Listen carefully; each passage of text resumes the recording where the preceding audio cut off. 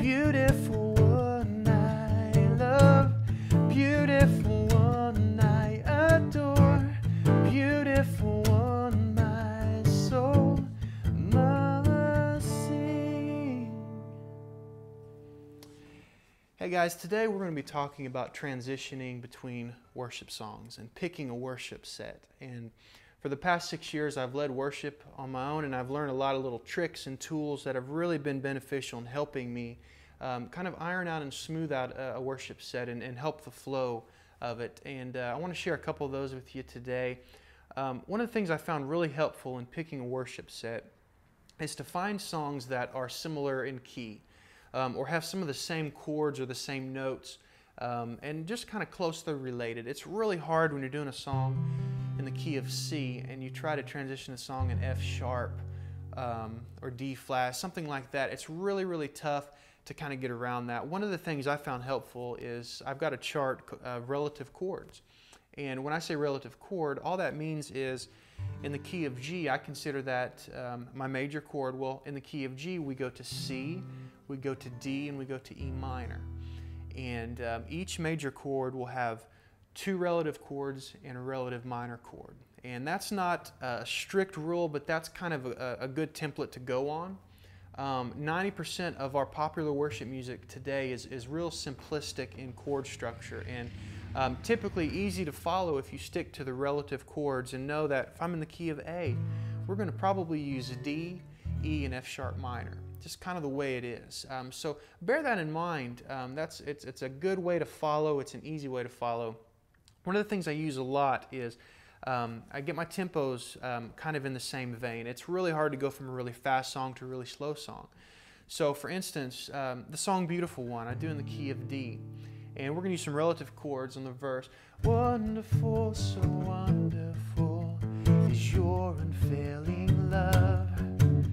Your cross has spoken mercy over me.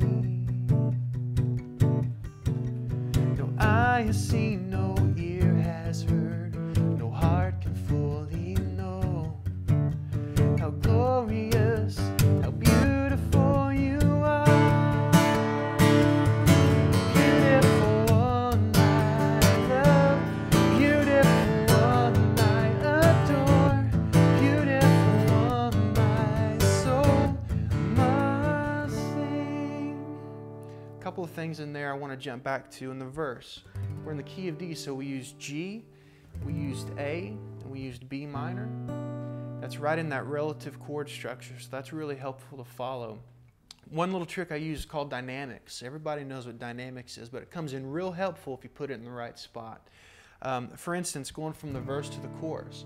The whole verse I'm doing kind of that little chunky type beat, and then I get ready to go to the chorus. I start building in intensity, start playing a little harder, and kind of that gives just a sense of expectation, and the folks out in the crowd will feel that coming, and it'll really bring that expectation to them and really kind of usher in the chorus and get you to the next level of the song. So dynamics are really, really important, and you can use dynamics to take a song higher and bigger, or you can use it to bring it down.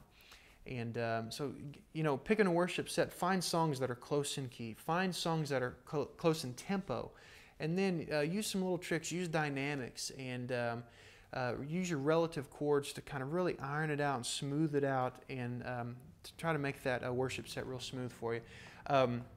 Finally, one of the things I use in transitioning from song to song, I notice it's really hard. We're doing Beautiful One in D. It's really tough to completely stop that song and then maybe switch into another song or a different tempo. So there are some tricks we can use that will get us from point A to point B easier and smoother. One of the tricks I use, and we'll use this on Beautiful One in the key of D, when we come out of that, beautiful one, my soul must sing. See how I brought the dynamics down? You can do that. Another trick I use, there are, we'll call them in-between chords. These are chords we use to get from one song to another, and maybe coming out of a song you want a time for the audience to reflect on the song, or maybe you feel kind of an urge to pray over the congregation or to minister from your heart. Well, here's something we can do coming out of Beautiful One. We can bring that down to kind of a slower tempo, And let's jump back to our relative chords. We're in D. Let's use D and G, 2 chords. Really easy, really simple. And we can just play that D chord, go to G, and just go back to D, and then go to G.